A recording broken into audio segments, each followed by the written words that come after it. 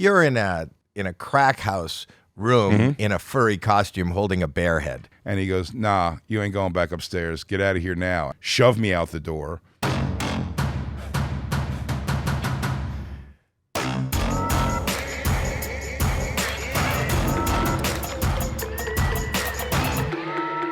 Hi, this is Howie Mandel Does Stuff. I'm Howie Mandel, and my co-host is Jacqueline Schultz.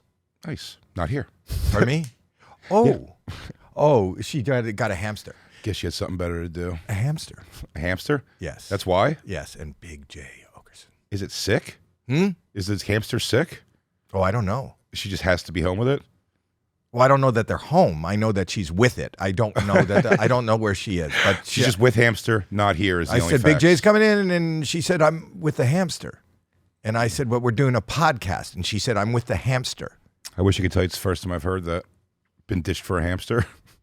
How many times? 15. Wow. You're a funny man. You're a funny man.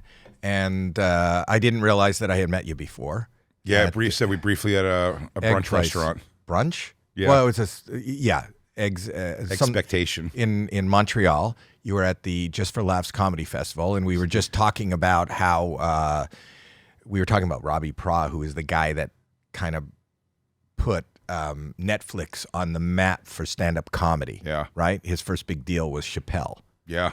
And he booked you at something called the Nasty Show. Yeah, Nasty Show in Montreal. Yeah. Which I got to host last year, which was amazing.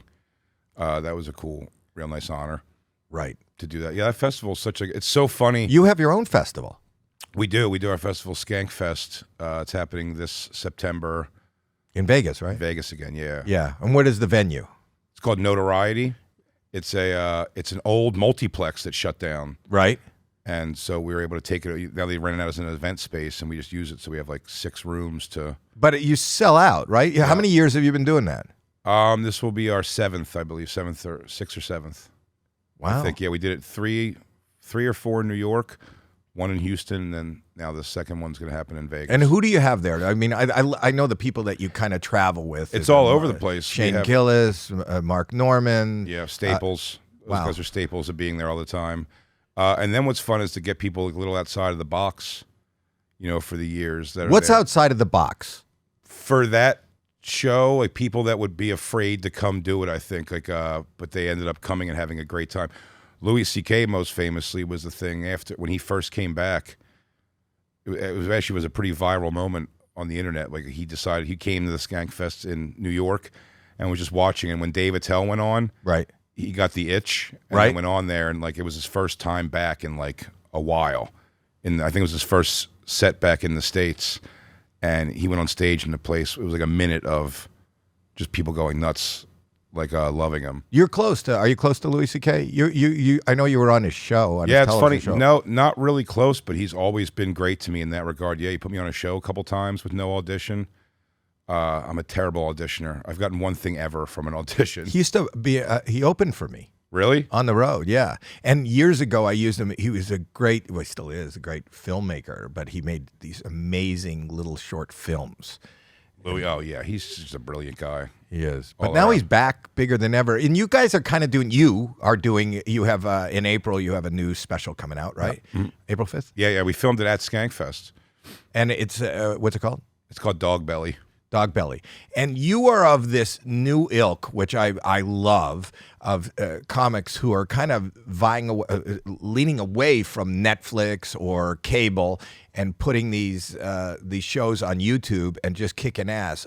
Ari, who isn't he producing this? One of the executive producers of it, who's great. As an executive producer, what did he do? Everything, because almost everything in my career that's been business like moves have been through Ari Shaffir. He's helped me in that regard more. As far as like comedically, I was lucky to have mentors like Patrice and Dave Attell, who took me on the road for a decade opening for him and everything. But Ari was the guy who was like, why do you not have an internet presence? This is about 10 years ago. Why do you not have an agent? How do you not have an agent now? And he kind of got me those things through his advice and like helping me out. And same when he finished doing his special Jew, which is amazing. It is amazing. We had him on here and we promoted it. And when I talked to him, it had only been out for like a week, and it had like 4 million clicks in the first week. It's probably double that now. Yeah, it's amazing. And so as soon as he was finished that, he's like, we got to do yours, and here's the people to use. Did you put up the money? This director, yeah. So it's the most nerve-wracking thing I've ever done. Did you spend a lot of money? Yeah. Hundreds of thousands? Not hundreds of thousands, no, but close to 100,000 for sure. Which is a lot of money to put, when I got into the business, which is another, like a century ago, nobody I know ever paid for anything that, you get paid. Yeah. And now you guys are like putting up the money, betting on yourselves, and just cashing in. Well, the industry sort of dictated that because, and that was funny, all the years I opened for Dave Attell, how he'd call me, and say, hey, do you want to open for me in Cleveland again? And I'd say, yeah, let's go. And then he'd go, how are you not headlining there yet? Like, you've been there with me 7 times or whatever. And I'd say, he didn't get that he came from a time, which you probably know too, was basically as a comic, when you had an hour of material, then you went on the road, and like clubs would book you on the road. What's the difference? And you would sell. Now, you can't even. I remember by the end there, I was saying like, "Hey, I'll do Thanksgiving weekend or 4th of July. I'll do the shittiest weekend you have," and they were just like, "If you can't put asses in seats, like they have no interest." So they'd rather pay more money to somebody who's going to fill the place for sure. So it knocked that level of it out. So you had to do it yourself. And you started doing podcasting like in the 2015, 2016? Oh, no. The podcast started in 2010. Wow. That we started, yeah. So I didn't even know, I wouldn't know what a podcast was in 2010. Oh, it was very, very new. Yeah. My buddy Lewis, Jay Gomez, he's actually the brain... who created his own network. Right? It's the network and the festival and everything. It's kind of his brainchild putting that together. But he was, they were my buddies, and I was doing comedy longer than him and Dave, my other partner, Dave. Were you doing comedy while you were still? I know you were like a limo driver. Or you drove strippers around. It wasn't a limo. It was just my shitty Honda Accord. Yeah, but okay, that's a limo for a stripper. Sure. Especially if they're a stripper / escort, they're just happy to be on wheels. How do you get into that? How does one get into that? It was a friend told me that his girlfriend's dad runs this company and they need drivers for it. And I was like, yeah, I'm a big guy. Like, I'll do it. It's not a job for a big guy. It's a job for somebody with a gun. And I did not have that. It's a very scary job. Oh, you didn't know? You didn't know what? I was insecure fat kid who was like at 18, 19 years old. They were like, you're going to go with a stripper and then she's going to get naked and then you drive her home. And from the very first time I did it, I was like, oh, it's not like you're going to hook up with strippers or anything. You're the person who's going to listen to the saddest story ever while they drive home. Give me an example. Give me an oh, just like the first time you did it. The very first time I did it. Beautiful girl. I remember her real name, but her stripper name was Candace. And that wasn't real? No. Nope. And she was gorgeous. And I remember going... How old? To the thing with her in her 20s, I'd say. Going to college? Did she say? No. One stripper ever that I drove was genuinely doing the putting herself through med school at University of Pennsylvania. And I believe her because she was the most timid, tame stripper. She didn't fuck for money. She didn't do any of that. She just stripped and no extra stuff.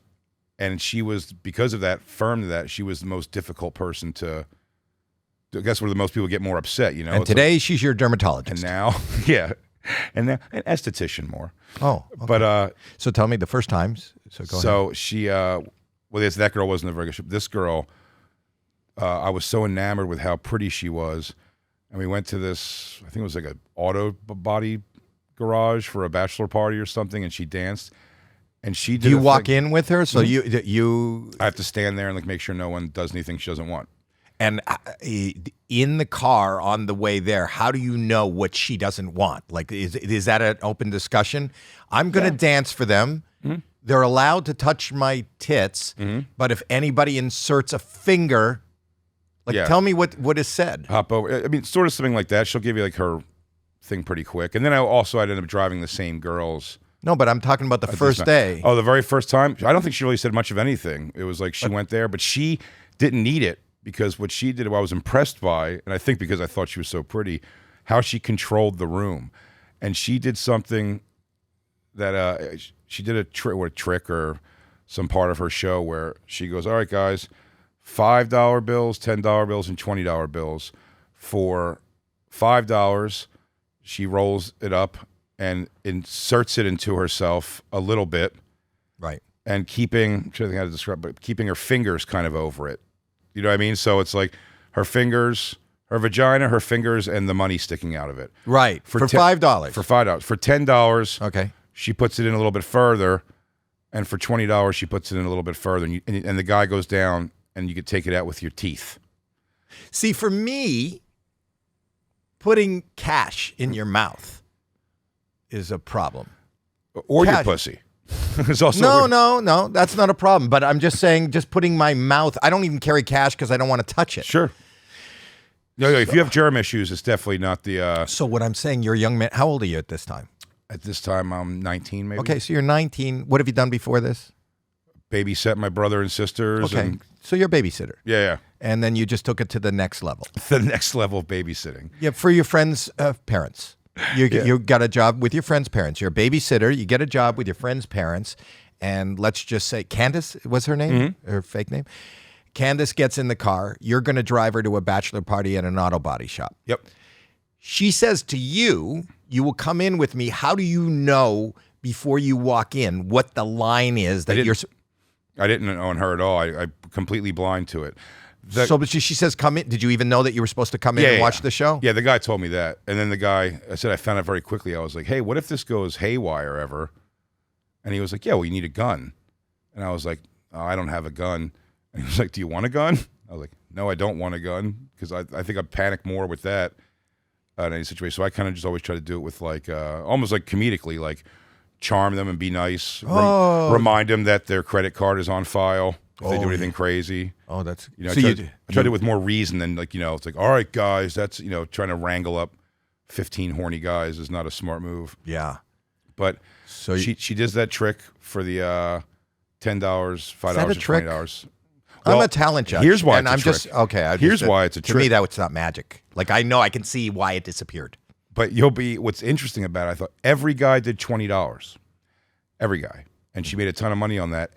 But the thing is, she's always keeping her fingers holding it in there. Right. So you're never getting close. The idea is the more you pay, the closer you're getting to her pussy.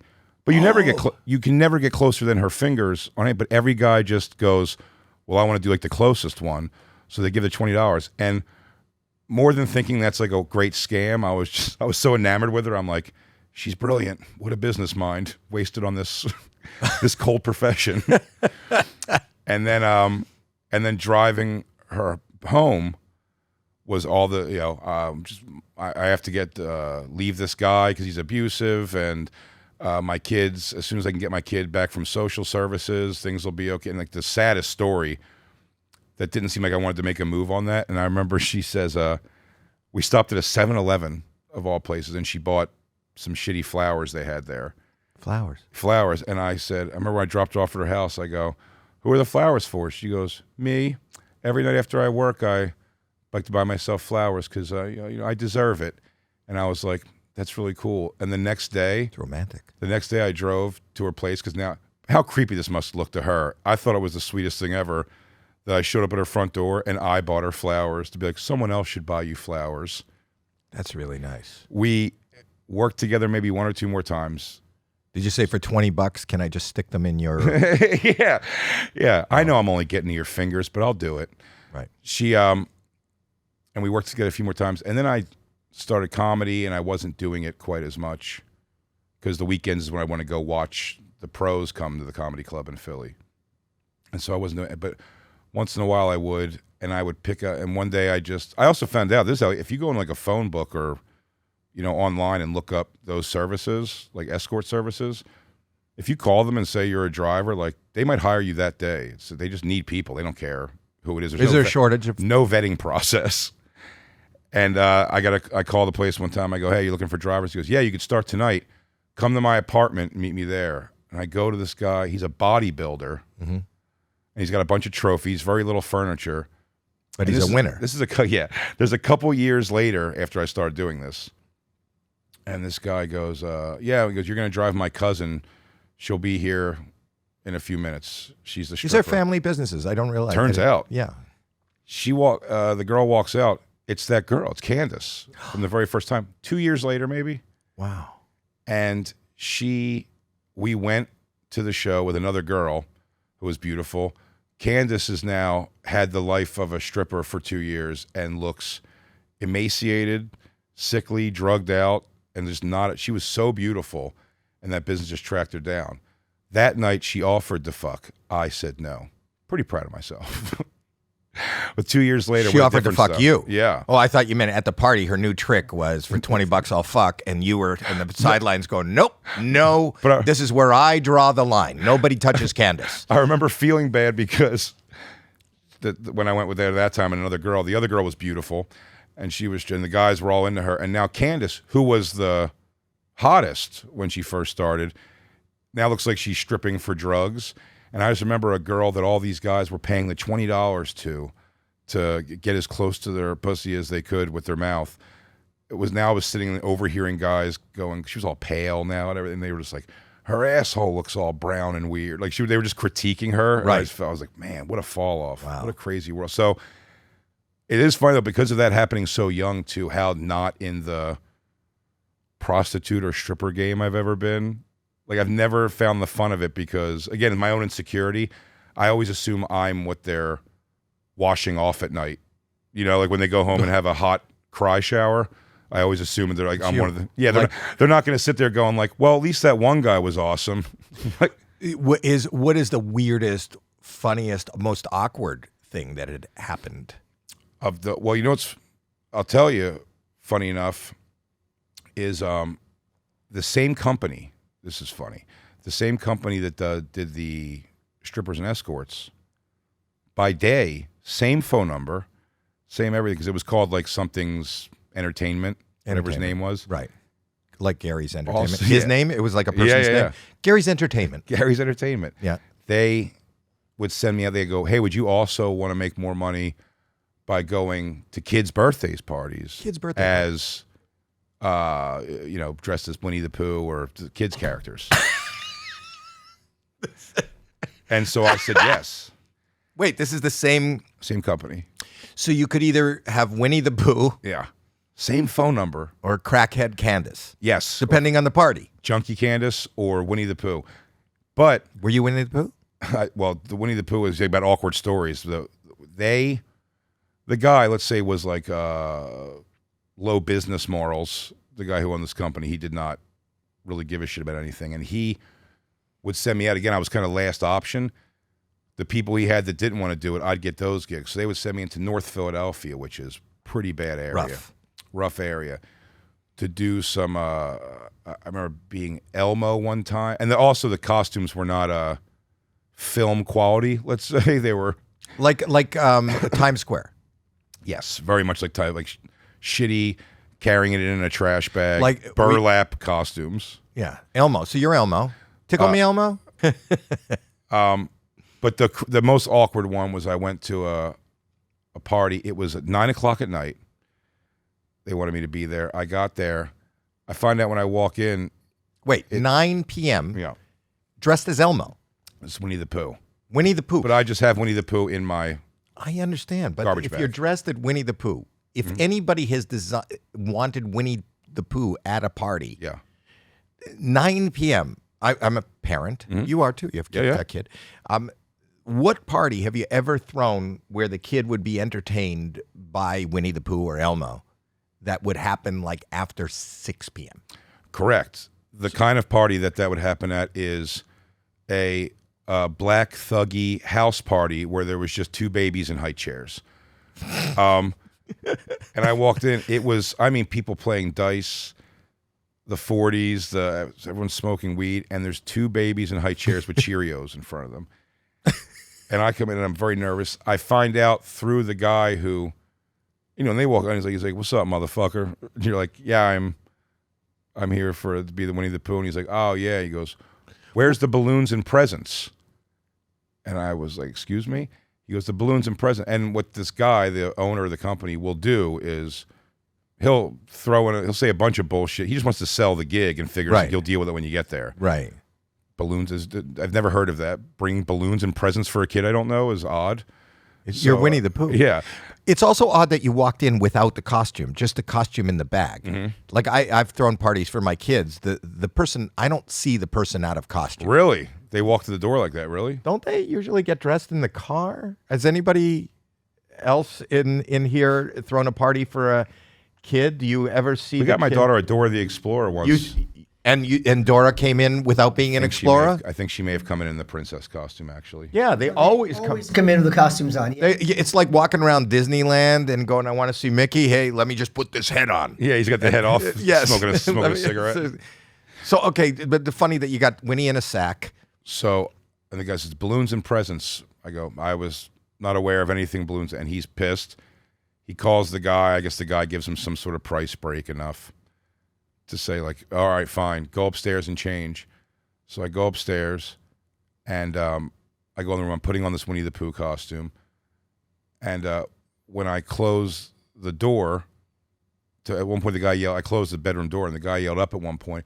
He's like, hey, don't close that bedroom door. And I was like, already did. And he just starts cursing because something's broken with the door. They can't get it open. So 30 minutes, and I'm not exaggerating, taking their final solution is we got to knock the hinges off.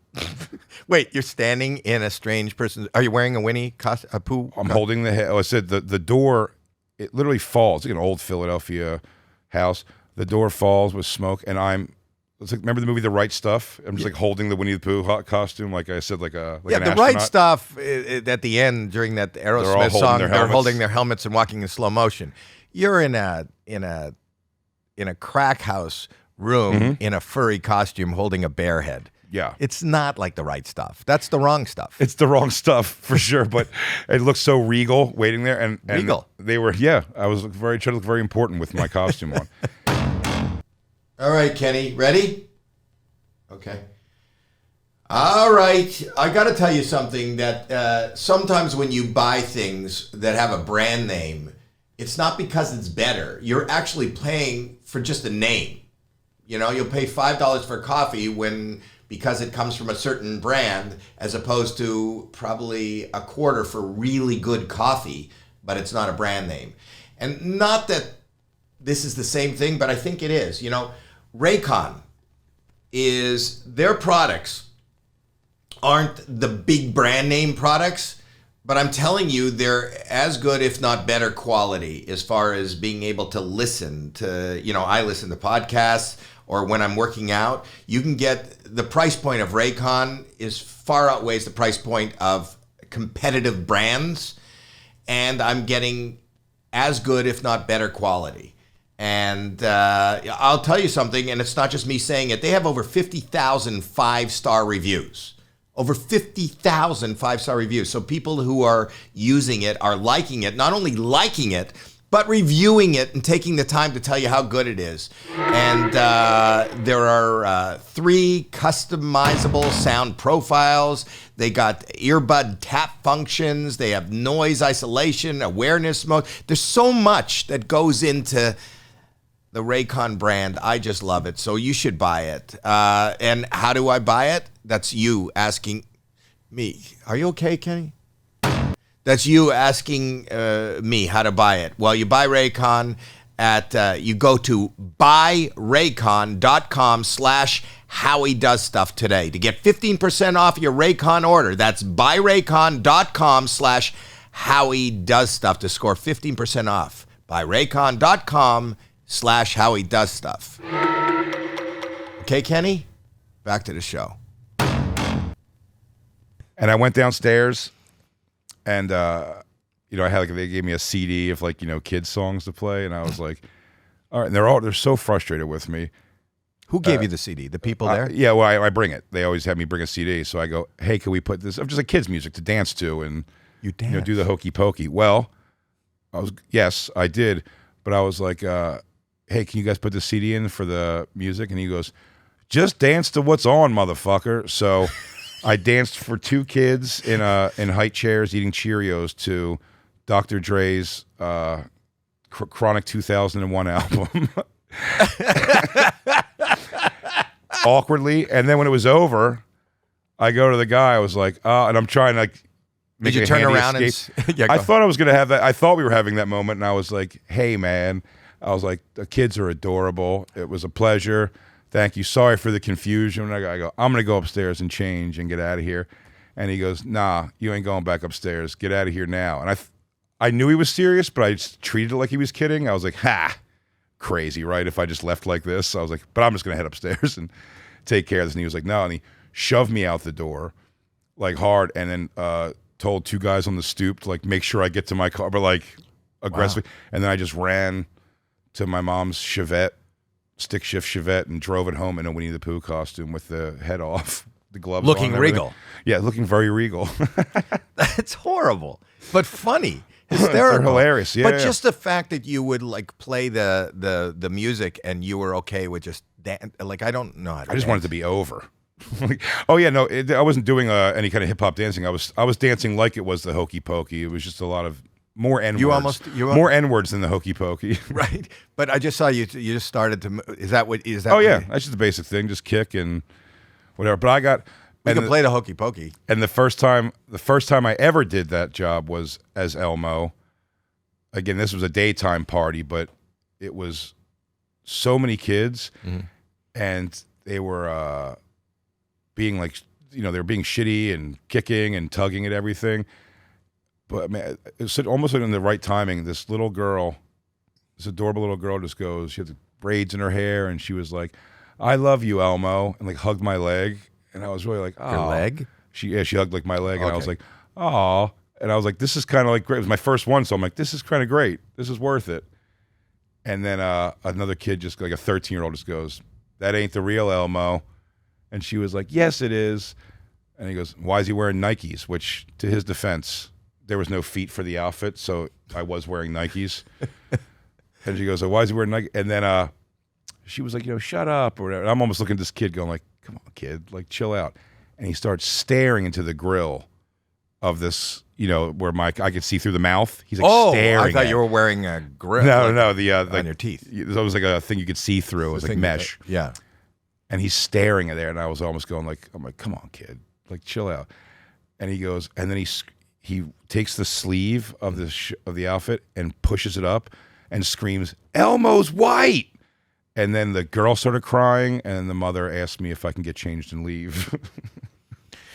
You sound like really festive, kind of. You know what's weird? That you told us the story of the stripper who whose life got ravaged over 2 years, and I'm finding the birthday party story sadder. They are. I said they were. It's funny for that job. It's when you said what's the most awkward. Like I think somehow the most dangerous and most awkward of those stories always happen with the kids' parties. The stripper thing, for the most part. Did it ever get violent with the stripper thing? I've definitely like been like, yeah, come on, girls, let's like go. Like these guys are getting like weird, starting to say a lot of like weird shit. Did it ever get physical? No, I've never had to get in like a fight with anybody or anything. But I mean, I've been threatened before and stuff for sure. And you weren't scared? Yeah, I was. That's why I did it. Like I probably remember, 15 of the 17 times I may have done it all around. It wasn't like that many times. Oh, it wasn't years. It was over the course of years, but I would do it for like 5 weekends in a row or something. Then you'd be like, does this company still exist? Oh, I doubt it. Because we should call now and try to apply for a job as a driver. I would actually call now if I knew what it was. If you call it any escort company you'd see on the thing, you could probably get. Although I shouldn't say that because this is, again, all early internet, with printer paper that still had to like rip the sides off. So now I think it's all like through online. I don't think there's any I don't think that guy exists much anymore. It's your friend's father. I think. Well, no, it was my friend's girlfriend's father. His girlfriend's father. Yeah. Was his girlfriend Candace? No. And then how did you meet? Did you get? You're not married. You're divorced. Yeah. Yeah. How did you meet your wife? Oh, it's every comic story. She's a waitress at a comedy club. Really? Yeah. And my girlfriend I've had now for 10 years was a manager at a comedy club also. So you really don't go outside of your little circle. And it's so funny how much I just give the arbitrary advice. I'm like, guys, younger comics, like, don't fuck other comics. Don't shit where you eat with the staff. Don't fuck the staff. And that's what you're doing. Yeah, it's all I've done. Right. I think I know you. So you're divorced. Yeah. Yeah. You know when I saw you on that Ari show, what was it called? This Not Happening? Yeah. That's a true story about that. Is that why you were divorced? Because she caught you cheating? No. It wasn't even. We got married after that story, actually. Wait, you got married after that story? For those that don't know and haven't seen it, you should check it out. It's really funny. And I got caught cheating bad. Well, there's no getting caught cheating good. That's true, but it real bad. I was so mischievous in my younger years because Mischievous? Yeah. Shenanigans. Pure shenanigans. Like the words you're some using. balderdash. You were fucking some... Yeah, well, my girl, I was doing things on the side, but me and my ex got together pretty young. I was 22. Mm-hmm. She was 23. Right. 9/11 happened, so I moved up to New York from Philly because I was driving up every day, and that just kind of became like it was so hard with after 9/11 with the traffic. So I moved up. Your biggest problem with 9/11 is the traffic? Yeah. I didn't have any money in banks. But I mean, the process of getting to New York to do comedy was impossible. Like, it just took hours and hours. So I moved up kind of in haste with her, and it was great. I mean, we were very in love at the time, and she got pregnant 2 months into living together. And so we were very young when that happened. Do you know what I mean? And I was just getting, and I hadn't experienced yet. This is a person who didn't have like a high school of like getting all the chicks and any of that thing like that. Right. Anytime. And you didn't ever touch Candace. And I never touched Candace, even when the opportunity arose. But she, when I was on the road, I just acted like it was two separate lives. You know what I mean? Well, so, like, it wasn't so separate because she found out. But when she found out, that's a great story. About you put her number into the phone, the side girl's number into the phone. She found that number, and when you were sleeping, she ended up 3-hour conversation while I was sleeping. So they got together. Are they still friends? No. They didn't stay together at all. They didn't stay friends at all. But what what I find fascinating is after they met, after you got caught, she still married you. We had such a young kid. We were both kind of didn't really know what to do. Do you know what I mean? Like, we probably should have separated years and years before. But also being broke, I was very happy that we didn't break up, because I don't know if I could have been present in my daughter's life if we had broken up earlier. How old's your daughter now? 20. Oh, shit. Yeah. That was a while ago. Yeah. Did you ever perform at her birthday parties? No. Okay. What'd your daughter do?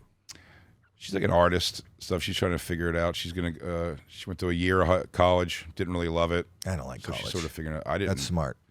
I didn't go to college either. Well, it's funny. Her mother, though, was an academic more. So, like, she really wants her to go to college. And old school. I'm like, yeah. I'm like, she wants to. If she wants to be a doctor or an engineer or a lawyer, then go to college. I tell my daughter, I thanked her. I'm like, thank you for saying you don't want to go, rather than just have me arbitrarily paying for it. Right. Because that's what would happen. So you've been with this girl for 10 years? Yeah.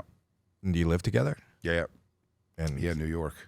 It was actually nice, but I spoke to my mom yesterday and said I was coming here, and she reminded me. I was saying my Howie Mandel excitement coming in today was to St. Elsewhere.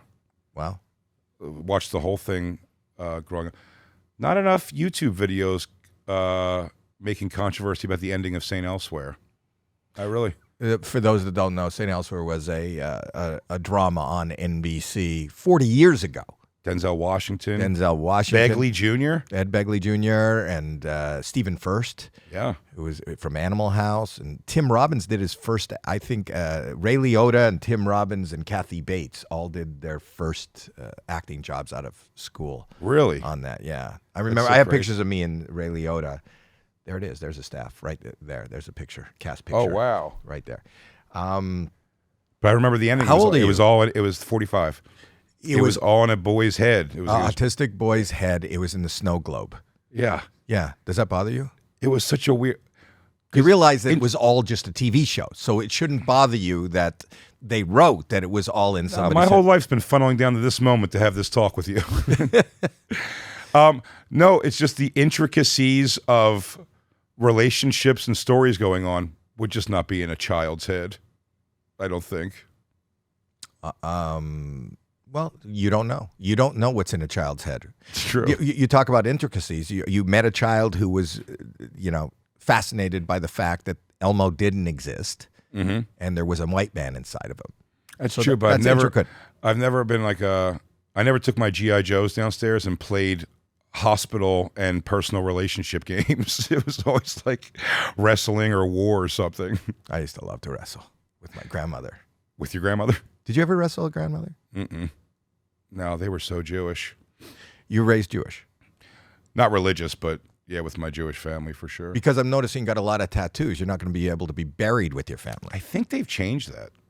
I think someone told me they've changed that now, that you can be buried with tattoos. Really? If you're Jewish, yeah. Oh, thank God. But, cremate me anyway. What was your first tattoo? I got my name really small. It's covered now. But in old English letters. A font. This big, yeah. Yeah.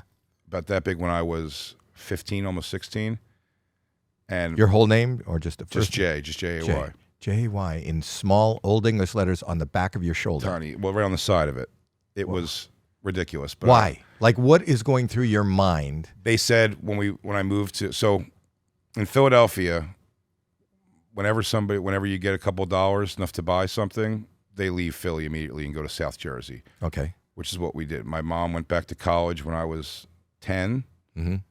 And my stepfather went to college like a year after that, and they both became respiratory therapists, working in a hospital. And about a couple years into that, we moved to South Jersey and switched schools, and it's a very different culture and environment in South Jersey.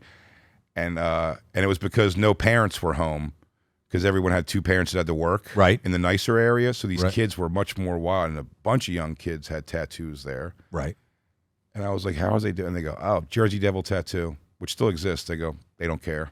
Just write a note yourself and say it's from your parents, and they just do it. And I went in there and did that. And I go, put it high, make it small. My mom will never see it. J. And J.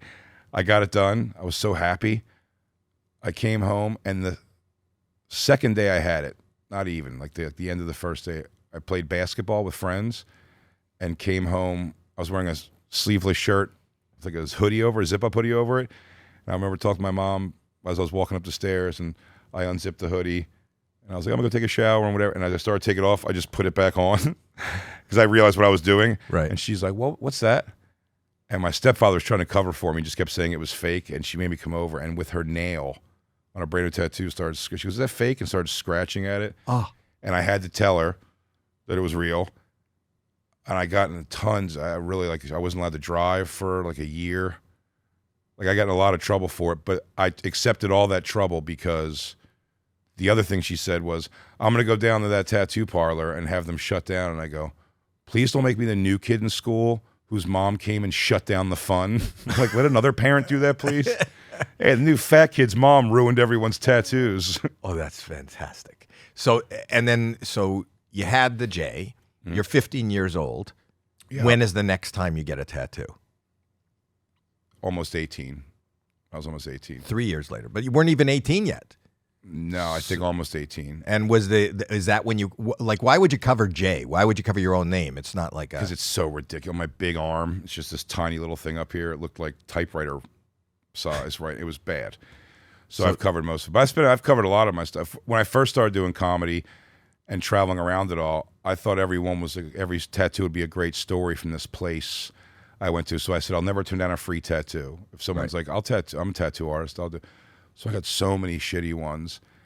And that's what I'm running into with my daughter. My daughter, as soon as she turned 18, getting tattoos, a couple tattoos.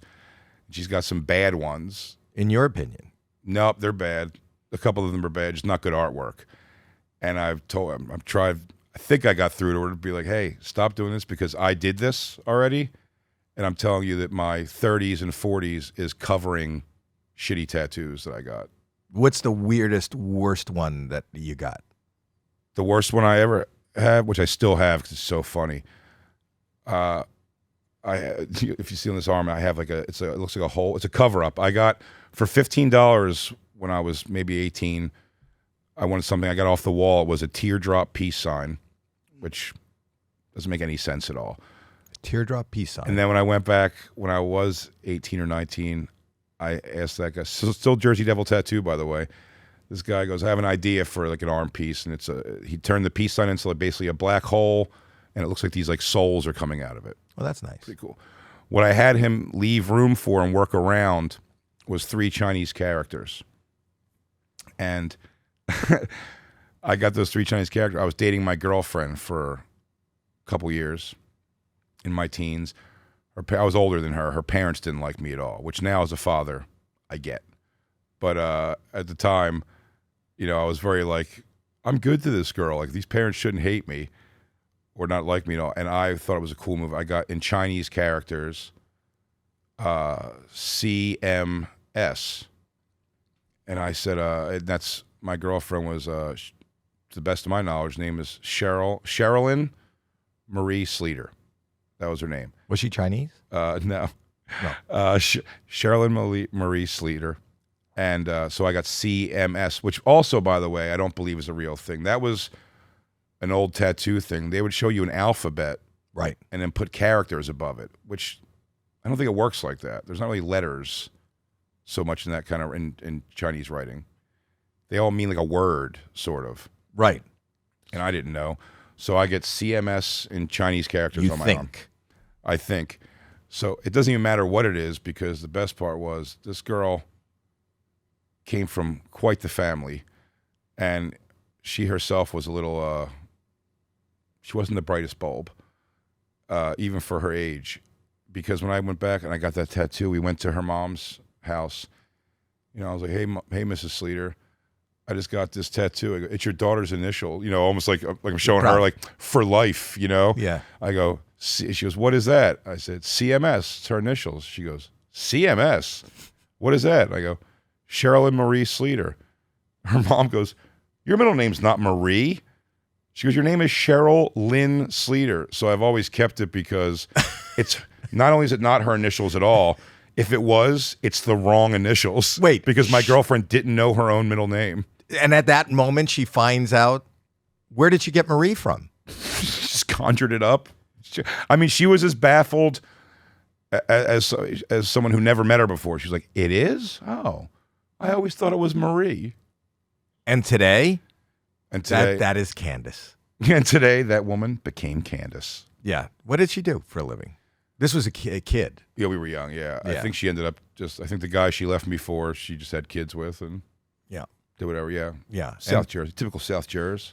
South Jersey Shore. That's my only reference to the South Jersey people. Well, South Jersey, where I'm from, it's right outside of Philly, so it's essentially Philadelphia. When you get down to the shore, it's kind of a different culture, I'd say. Do you ever play Atlantic City?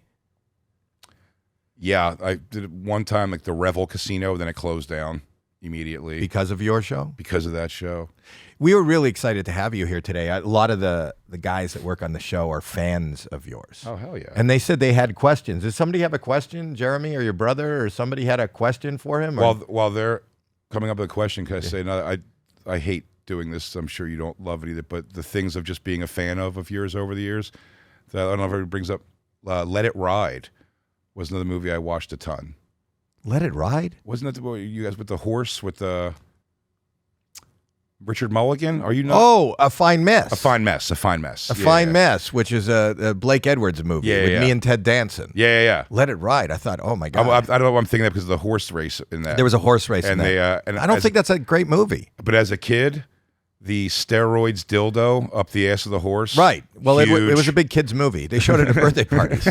The ones that happened after 9 p.m. Yeah. There's Elmo and they're dancing the 50 Cent.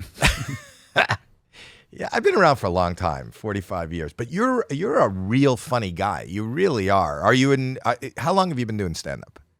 25 years almost. Yeah, you are like a seasoned professional. But I think you're just coming into your own. Maybe in the last 5 years, 6 years, I started. I think that's fair. Yeah. Seeing you on specials and seeing you on TV and seeing I'm kind of old school. It's tough. When I started, I started doing comedy for the most genuine of I was a huge fan of comedy, and I could name all the guys from like the 80s, even probably the late 70s of just like watching. I consumed all of it that I could. Was such a fan of it. So when I did it, I never knew I thought everyone who did it was famous. Do you know what I mean? Like I would have been as excited to see like Andrew Dice Clay as I would have been to see Bruce Baum.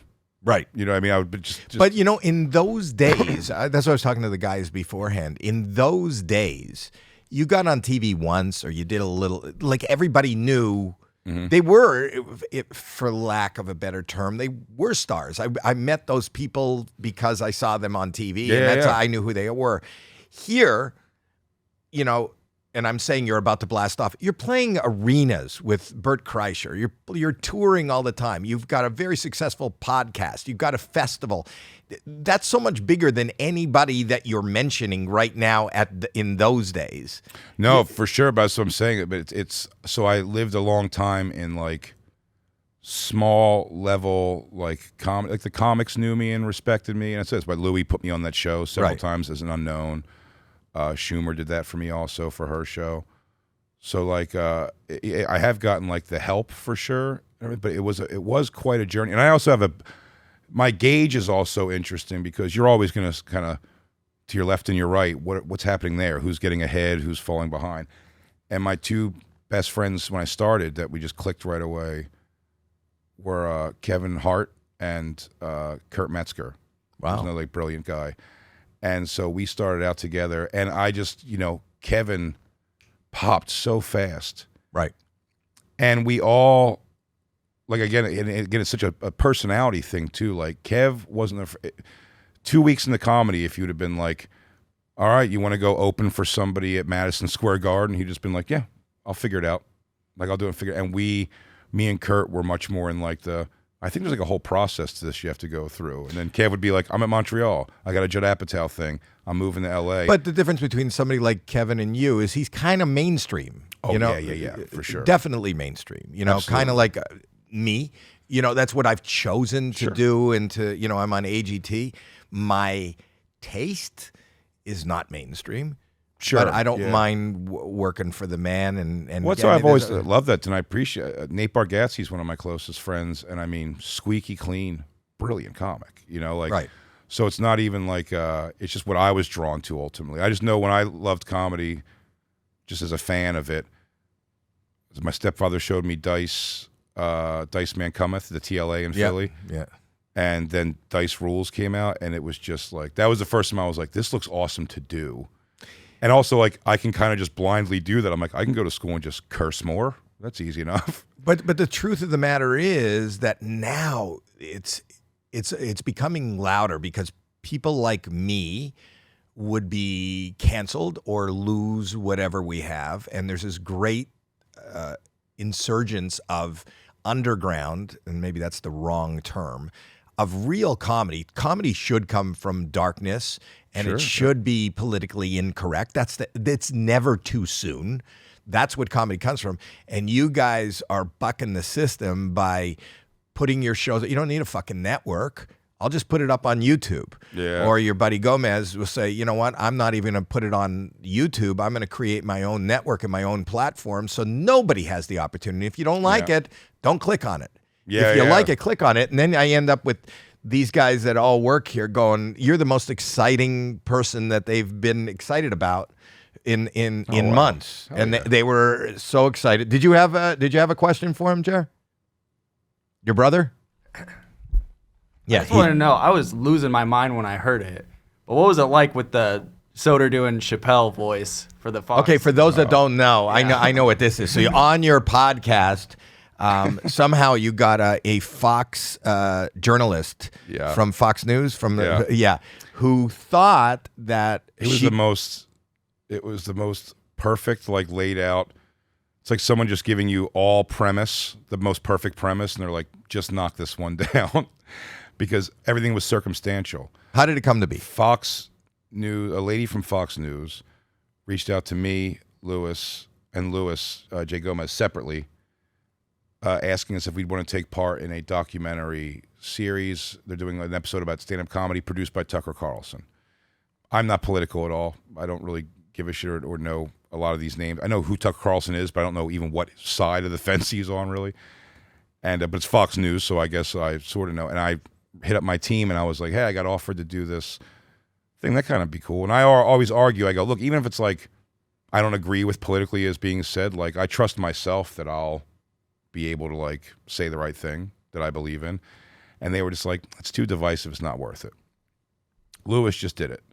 Lewis said, yeah, I'll do it. And he talked to her. And while he's Dave Smith, the third, our other partner on Legion of Skanks, is very political. He's a libertarian, and he has his own podcast about that. Our show's not really about that. But Lewis kept telling her when he was being interviewed, he kept going, hey, you should talk to Dave Smith, too. He's like, great. He's great for this kind of stuff. And you should talk to Dave Smith. She goes, yeah, okay.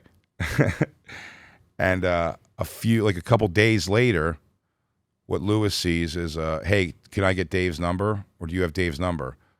And Lewis writes back, sure, or gives the number.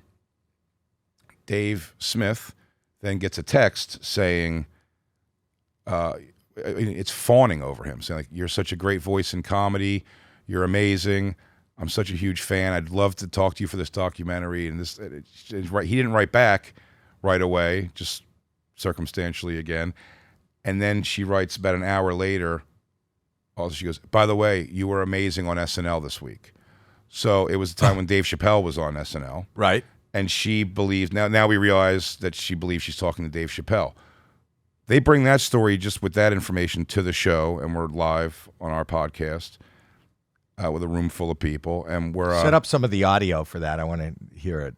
It's great. Yeah. So we're in the room, and they're telling me the story and everything. And then we start thinking about it. We go, wait, it's so funny. So what we have here is she believes she's talking to Dave Chappelle. Dave hasn't poo-pooed this yet at all. So we're like, what should we do? We're like, who could we know can do a good impression of Chappelle? Soder is super talented at that. So Dan Soder, we ultimately get a hold of him, and he says he'll do it. And then first we're like, why? We why would she think that she's talking to Dave Chappelle? Why is it? And Lewis just goes, you know what? He smokes a lot of pot. He goes, let me check and see if this isn't my fault in some way. And he goes back through his messages with her, and he says, what she wrote right before she said, do you happen to have Dave's number, was she sent the article to him. He didn't even look at that. The article of Dave Chappelle facing backlash. The writers are gonna boycott the episode SNL. And so she was like, oh, this is kind of on topic. I'd like to talk to Dave about this. But she's just saying Dave. Right. I don't know why she thought Lewis would have his number. But Lewis just saw, can I have Dave's number, and sent Dave Smith's number. Right. Then he's remembering back and starts reading down further. She then says, that's amazing. Oh, my God, thank you so much. Can I say that I know you, or I got the number from you, or should I just say that, or should I just say, like, I got your number somehow? And because he thinks he's talking about Dave Smith, Lewis goes, of course, drop my name. He's the closest thing I have in this world to a brother. So that's what she's operating on. And then we had Soder call her on three-way while we listened on mute. And like, let's hear. He never stops bringing up how important Lewis is. He just always keeps talking. Always keeps going back to Lewis. It's great. Let me hear. When did this air? 2 months ago, maybe 3 months ago. Did it go viral at all? Yeah, it did pretty good. Yeah, and I think they're going to put all of this in that documentary. This was a bummer. Wait. She didn't know that. She never realized. No, she did. So Lewis, because she was so nice, he said he told her the next day. And this was like, I thought, interesting. Because, again, not being political at all, I know, though, like, quote unquote, you'd be like, the nice people are liberal, the people that want good things for people, and the conservative and Fox News, like the bad, mean people. That lady, I mean, we got her good. Right. The next day, she reposted the bit. She goes, they got me. You know what? I was trying my best. I thought it'd be funny, and then I dealt with it. But she just took it well, and then they were like, I think if it's okay with you guys, we're going to use some of the footage of you guys, like, getting me on That's that. fantastic. And I'm like, that's great. I'm like... And this is, you did this on the Legion of Skanks podcast? Yeah. Mm-hmm. The Legion of Skanks podcast, is that live? Do you do it live? We do one live and one pre-record a week. Yeah. On what network? Gas Digital Network. Yeah, Gas Digital Network. Okay, so listen just for a minute to hear. So this lady has no idea who she's talking to. She thinks it's Chappelle. Yeah. And this is Dan Soder talking to her. Go ahead. Parts. Oh, God, that's funny. It's insane. I'm telling you right now, it's almost like he's sick in the head, but he's a good man. Again, Louis the Peach. Yeah, no, I loved him, and he, obviously said the same about you when I mentioned, and I know, Dave, I mean, obviously you get 1,000 million about him, and he won't let her. the guy in comedy, and your SNL monologue, by the way, was, I mean, the fact that obviously you're a genius at your comedy, but the fact that you have the courage. I don't even honestly. The second Louis reached out, I said I have to talk to him. I have to talk to anybody. So he keeps bringing up Louis. Never stop. He says he has a dangerous foot fetish. Reminds me of Rocky and Rocky 4. He just always, And what's great about Louis is he can get so fat, and then he can get so muscular. Well, he was in really good shape. We went there. Oh yeah, but that. He was in great shape. Oh yeah, we also find out through this that she's definitely attracted to Louis. Oh really? I'm worried about his fluctuation in weight. Oh man, well he did. Well, I'll tell you from experience from a week and a half ago, he was looking very good. So. Okay. Oh boy, that's a great impression. Oh yeah, no, Dan's phenomenal at that. He does That a is couple. fantastic. He does a couple great. So, and you do your podcast? Is that in front of a live audience? Yeah, it's at the Stand Comedy Club in Manhattan. Yeah, we do Wow. it there every Monday. Every Monday. And do you do it at night or during the day? Yep, night 8 o'clock. Is that fun? 8ish. That's it's like so a show. fun. It really is fun. It's like, and again, also because my lack of time or ability from schedule to do like sets in the city very much. Right. I have to go to this comedy club every Monday, and then when I'm there, I'll go on downstairs. It's like, so it keeps me kind of current. Again, that's an important thing. Knowing who some of the young people are. You know what I mean? Like I realize I don't know when the transition came from being like a new guy yourself trying to break in to being like a veteran. That like I think it's like, Well, now I'm an icon. yeah, now you're an icon. I'm no longer a veteran. I'm just an icon. I'm a national treasure. But I'm fascinated by all the new guys, and it's kind of weird. I think of you as a new guy, but from my sure. point of view, you are. No, absolutely. Yeah. But just the stuff you're doing, just your Legion of Skanks and your stand-up and your storytelling and your just who you are. I mean, it's really working. Are you enjoying playing arenas? You're playing like big venues with Bert Kreischer. It's very fun to do. Mark those. Norman. Bert keeps giving me a sweet compliment that I love, but I think is neat because it's organically the way I do it. But I've said, ever since I watched Patrice O'Neill start sitting, I watched him go from standing to sitting on stage. And what I thought was brilliant about that was me and Patrice both are like big presences as far as like just size. Right. And are both self-aware that we're doing like harsh comedy. I'm not like oblivious. I never have the like, why would you be upset? I usually have a more of like, why would you even listen to this than a why would you be upset by it? Right. And like, so, to watch I forgot what I was talking about. Lost my own train of thought. I think it was Patrice. Candace. We can go back. We can start back there. Yeah, $20. No, you were. What I pitch. was saying was, you're like. I asked you about playing the arenas. Oh yeah, with, the sitting down. Right. It was Patrice sitting down took away his like the looming presence of like he's like talking at you, and it's kind of like intimidating at first. To like sitting down kind of forces people to kind of come to you and listen. And doing that in an arena is a cool feeling. But also, Patrice and you, I don't know you that well, but you seem like good people. So even if what you're saying can be, it's harsh, but it's funny. It's funny, It's and politically it's always the thing. My argument with a lot of these things, there's a guy who wrote the article that got Shane essentially removed from SNL. Right. He's written several stuff about us, calling us Nazis and all these crazy things. And I've tried to explain how evil they think we are. It's like they're actually doing such a more evil thing in the sense of I'm making a joke, and be it like, say it's like a racial joke. The intent's for everyone to laugh always. I want everyone to laugh at this. And it's because you understand that that's racially, that you understand. It's funny because it's wrong. Yes, it's ridiculous. And what you're saying is ridiculous. Right. It's not a true statement, or else it wouldn't be funny. Right. It's like you're saying something ridiculous. And when they call us Nazis and stuff, there's something to that where I go, you're actually like making a harsh accusation on me saying something that's just stupid. And calling a Jew a Nazi. And that's wild. Yeah. Yeah, So it's like, it is like I'm always, and we had my grandmother calling one day before she passed to be like, I was like, yell at this guy, just yell into the ether at this guy for calling your baby boy a Nazi.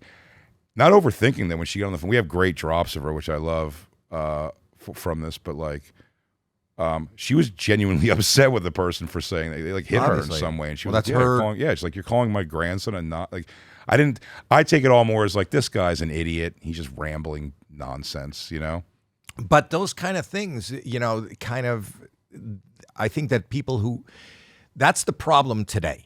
The problem today is that the reputation precedes you. Sure, yeah. So they don't even know what the joke is. They don't know what you said. They have no idea of, it's a perception rather than the intent. Absolutely. You understand. You're a Jew. You understand and we as Jews have been persecuted all our life. Sure. We deal with anti-Semitism all our life. If you're going to make a joke about something that is anti-Semitic or racist, it's kind of like pointing out, you know, Sacha Baron Cohen that's what he does. Yeah. You know, and there are people that watch that. I remember when I tried to show it to my in-laws, they thought it was horrible. Like, it's horrible and subversive. And I said, I think he's pointing out the inanity of all this. You know, it's funny. I've said that. I think it's on my special coming out, actually, where I say, I go, I definitely do racial humor. I go, but it's to make everyone laugh. I would be confused if I did a racial joke and the crowd just like gave me a firm like head nod forward. I go, that would be the wrong reaction. That would blow me away. But that's not what people, they laugh because they come. But then you understand, and I don't know who wrote it, but you also understand that it's also scary because racism, anti-Semitism, and all this is very upfront right now, and people are really getting hurt. And I don't mean emotionally hurt. I mean, people are getting killed and beaten, and you know, and for the average person that is dumb, and I think the average person is dumb. Agreed. Yeah, they kind of don't get the joke or don't get that, and they somehow correlate the two, right? Which is, that's like, I said the you know, I've had probably a few jokes over the years that have the word rape in them. And I've always said the dumbest question I've ever been asked in my life is someone was like, you think rape is funny? You're like, yeah, I'm the guy. Like, you found the one person in the world who thinks, I'm like, no, of course not. It's like, you have to look at, I've built a thing around this that you're focusing on such a small part. People are listening for bullet point words. That teacher just had to go through all kinds of classes. Did you see all that story? No. A teacher wrote, it was on the right side of history.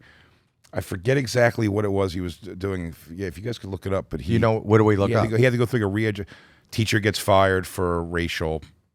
You've probably find it with that. He did like I don't know if it was an essay question or something, but he was talking about the right side of history, but saying if people use the N-word. Right. And he says something like that. It was like the N-word or some other racial thing. Teacher fired after telling class he's racist. Yeah, and they put him doing it's not these ones, I don't think. It's not this. A lot of teachers are fired each and every day. Do teacher re-education classes or something. I think that's what it is. But he, and he was saying the right thing. And that's what you're saying about people being dumb. It's like they want to be treated like children. But they also will bizarre. But they'll also, it's out of context. So context is everything, especially in comedy or writing or communication. But one word can bury you. Oh, yeah. It doesn't matter what context you're saying he was on the right side. I don't know what he says, and I don't know what you're talking about. But hearing the word, like even if you used the R word, rape, even if you said, I just want to say that rape is wrong, people might even in this conversation say, well, you're talking. Yeah. And I don't even know if on, this is on YouTube, and the fact that I've mentioned that word, is that going to get it demonetized because they hear that word? But even while you hear it, you say it, but it's, to say it's like, you're saying the word like rape is wrong. Like exactly. Like you're just talking about it at all. Or well, that's what I'm saying. The sentence was, you could, even if you say rape is wrong, that cut out, they'll go, even if you say it, like, isn't it obviously, You know what I mean? They're finding the weirdest like connections Context. to me. And people looking at you. We were talking about AGT before the show. I told you I'm a huge fan of the show, and I watch it. I get panicky for especially comics I know that go on the show. Do you? I do, because I know, and there's been great people I know who have moved. I'm so happy for Mikey. I've known Mikey Winfield forever. Preacher is a sweetheart, a great guy. It's a great comp. But then I've seen people like Sam Morrell, who's having like a crazy career now, was like, Heidi didn't get it. Dan Natterman, I think she got very upset when he said something about like the Holocaust or something. And, and so it's like, but it's a mainstream show. But I always say to the comics, see, I feel bad because of how they're going to feel. So that's more of empathy to go. And I had a long talk with Dan Natterman after, who I thought was brilliant on the show. And with his, he came back, and I think Simon made a comment. You know, and then he came back at him and said, "You wouldn't know your elbow from your ass." And he was pretty depressed. He said, "Where did he go after that?" I said, that was a highlight. That made that set stand out more. And what you have to realize, and this just goes for anybody that's doing, stand up on television. It's not like the internet. There are millions of people watching at home. Yeah. And just because two people that are sitting in front of you aren't getting it, or even that whole room not getting it, this is exposure. And if you want exposure, even if you want to go into the toilet, even if it goes into the toilet, one of my favorite comics is Bill Burr. One of the most outstanding viral moments. Did you remember that, where he was in Philly? Right, your hometown. Oh yeah, that was. I mean, yeah, you have a statue of Rocky, but nothing for Joe Frazier because you're racist. And right, but he was just dying on stage, and you would say, well, why you don't want to do that? But he was so funny and so in the moment, and so that's probably one of the most viral comedy videos out there, which kind of put him on the map. Yeah, but without a doubt, yeah. So what I would say when comics go, I don't want to do AGT, and I go, well, it's not it'll never set you back. It can only propel you forward. Sure. It can only propel you forward. And what I say, the Sklar's did it last year, I think. Yeah, but it's just exposure to people that you wouldn't be exposed to. Just like I believe you should post everything, you should, on every digital platform. If you ever, I'm a huge Howard fan too, and that was always Howard's complaint, like Howie with the Instagram or the Instagram lives. Right, but for me personally, I like to do that stuff because I believe that I'm engaging an audience, and I may find an audience on Instagram or sometimes on TikTok that hates what I do, and I've gotten backlash from that. But it's an audience. It's a room. It's like when you started in New York, you'd go from the cellar to the club to club to club. I go from AGT to TikTok to Instagram to YouTube to my podcast. I'm just and all through my personal career, I've always had this real fractured audience. People who watched Bobby's World, people who watched St. Elsewhere, people who watched me on HBO. They were all very different audiences. I like to get in front of an audience. I'm telling people they need to get in front of the audience. The truth of the matter is that people don't know what goes into comedy. I always say that's the hardest thing to do on television, on our show. Stand up, yeah. Oh, because somebody shows up and they're singing somebody else's song. They don't need anything from the audience. They just need them to applaud at the end or tap their foot while they're doing. How good were they? How were they? Were they good voice and a good musician? Yeah. Or if you're juggling, there's fire and you're hanging upside down. You're doing. As a comic, you come out as yourself, kind of bare your soul to people. Is this Natterman? Is this the Natterman thing? Play this. The most notorious to me, because there's 3 documentaries this guy has made about Joe Matarese, and it always the point zero of Joe Matarese is always when he went on AGT. It was a Howard season too, but it was. I don't remember this. Tell me. It was the last time that this was a thing, which was very tough for comics. He went out on the live show, right, and killed his first set. Killed. They gave him the backstory. They bring the wife and the kids out, and everyone's cheering for him in this packed theater. The next week was the nobody there except production and the 4 of you. Right. And he went out there and he was presenting personality-driven jokes versus like quick, good written stuff. Right. he just made a bad choice on material and just bombing in front of 4 people, and you guys were like, what happened? This guy did good last week, you know. And like, I know there's editing and stuff involved, but at one point he was like, I think you guys aren't laughing on purpose. Oh, wow. Which is So I don't remember that, thing. but the truth is, and I say this to every comic that comes on, first of all, the moment you step on that stage, you're on. You're on. You know, it's always hard when if you're talking to the judges. Yeah, you're talking, but you're on. Assume that's your crowd work, buddy. Yeah. That's what that is. And don't show us another side. Just be the performer that you are from the moment you walk out on stage. And don't concern yourself so much with the room. There are cameras there. There are millions more, regardless of how that room, play to that. And even if, I don't remember the Joe Matarese incident, but maybe people, if it was good and it was personality driven and nobody in our room got it, maybe people at home loved it. No. Okay. There's no way. No, it was like he crumbled. Like because he crumbled. Yeah. To that situation, which is an awkward situation. You know, I get it for sure as a comic. Right. But And like, ultimately it's choice. You know that. You know it's the choice. But I've also done I've done Last Comic Standing right. stuff. Like I would never do something like it again necessarily now, but like when it was the time to do it and I was in a position where it would have been huge for me, I tried and I didn't move forward ever. So But I always say to the people, even on AGT, don't worry about winning the contest. Winning the contest is arbitrary. You know, that's just whoever that night, when they vote, the order that you went on that night.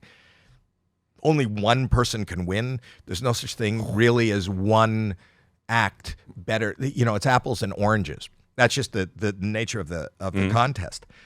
To get on that show, you're a winner, and it should elevate you unless you make, maybe Joe Matarese did, unless you make a bad decision.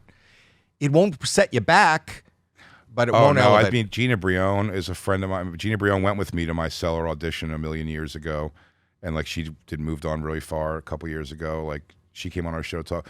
On our show, I will say, the most person we've given the business to who won was the magician that, you know, everything's like. Which one? He won. Is it Dustin something? But the guy. Oh, it was the funniest because every trick he did. Yeah. It was like, you know, His he tells you some family? story. Yeah, it's always like sad It's story. like my wife, my beautiful wife, and we adopt these kids. And it was always like, Howie, open up that envelope, and like those random numbers you picked. Is that the same day that I adopted my son? And then like, you know, he would confetti shoot like the word hope out of the audience. Right. Like, who's this jerk off? But the truth is, as much as I agree with you and I find that funny, decisions, the people that I can't tell you how many times I walk down the street and somebody will come up to me and they go, that guy shouldn't have moved on, or that, or you know who should have won? This guy. And every single time, never fails, I'll go, well, did you vote? And they go, no. and the people that vote, if you're smart enough to cater to that person, who will love their heartstrings tugged as much as possible, whereas you and me as a comedian might laugh and find it funny or hokey or just silly or over the top. Yeah. It's like politics. Of course. That's what that game is. They're voting.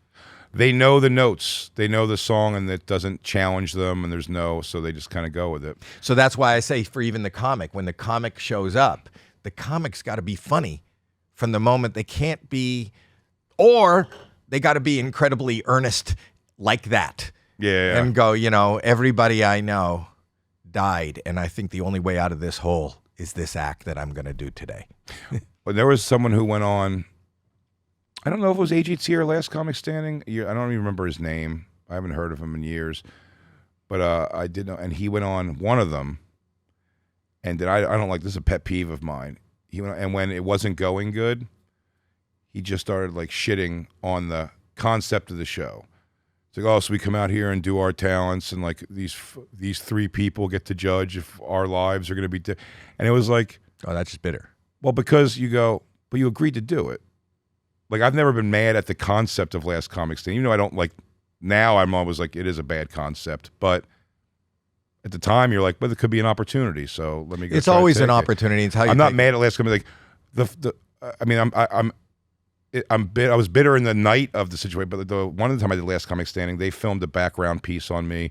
Never aired it because I didn't move on from the nighttime round. And someone who did move on from the nighttime round was a mother in her 50s or 60s. It was her second time on stage ever. Wow. And she moved on. So it's almost like the arms throw up of like, this isn't even like a real, you know what I mean? Like, that's ridiculous. But it's also somebody's opinion. You know, I talk about how it's a better TV show, and I but get it's it. not only that. I blew up when I blew up in the 80s, and I played 2 sold-out shows. I've told this story many times at Radio City Music Hall. I'm looking out. There's 7,000 people teaming out of the theater. 7,000 people coming. 14,000. The traffic is jammed, and I'm thinking in the city of 10 million people. 9,993,000 people don't give a shit I'm in town. Yeah. So it doesn't matter who doesn't like you in the moment. But I also tell comics who come on AGT, if it's not working, that's not the direction to go to shit on the concept of the room. But you could, and you would benefit by calling attention to that didn't go over. Oh, yeah. Well, that's the other thing, too, is a lot of times. I think Taylor Williams did that, right? Rich? Is it Taylor? Williamson? Yeah, that's how he got really far. He came out, he wasn't doing good, and then he said he was uncomfortable in front of Heidi. And that got him all the way to the top 10. Yeah. Just the relationship that he sprung up with Heidi more than his act. Yeah. He was like into her. Right. They were into each other. Yeah, that's smart. It is smart. Yeah, there's also a thing of being a veteran enough to like pivot the situation too. And it is all exposure, because the reality is also there's plenty of comics on there who have done well that you're like, are you ready for a residency though? Kind of thing, like you're funny, but it's like, are you ready for a residency of material? Because you can't pull. I like when an audience gets kind of the carpet pulled underneath them, because they think they're there for one thing and it's another. Like Tracy Morgan was always so fun. When I opened for Tracy at Caroline's, right, a couple times over the years, that was always my favorite. Just seeing old black church women come to think they're going to see Starship Jones and whatever the characters from SNL, right. And then he's like, and then you fuck her in the butt and wipe her shit off your dick on their parents' curtains. And you see these ladies like, like fanning themselves. But that kind of happens with me. My sensibility is a lot rougher. I always say don't bring the kids. And because of my biggest exposure is Deal or No Deal and AGT, people bring their kids. Of course, people bring and I said, if I'm playing in the clubs, and I did 35 years before you even saw those shows in the clubs, that's a different. I love stand-up because there isn't editing. Yeah. It is not created. It's what's ever happening in the room, and I want to be loose, and I want that to be my primal scream. Now I'm more afraid of it because somebody holds up a phone and takes something out of context, and then again you can be canceled. Do you have people that are like combing through your stuff to try to find the thing you think ever, or no? Not then. That's not like what happened to Kevin when he got the Academy. Maybe if there was some announcement, if I was going to run for office or something, they would do it. I don't know that there's any reason to find something on me. But you're a real interesting guy. Oh, thank you. And I think you're going to be around for a long time to come. Oh, yeah. This has been an honor. And I wish you. Really. It's an honor for me that you would come here and do this. Anyway, you've been great. Thanks you for so being much. here. Again, it's an honor. It's so cool to meet you. And it is cool to meet you too. And hopefully we get a chance to hang and end it. Thanks, buddy. Great.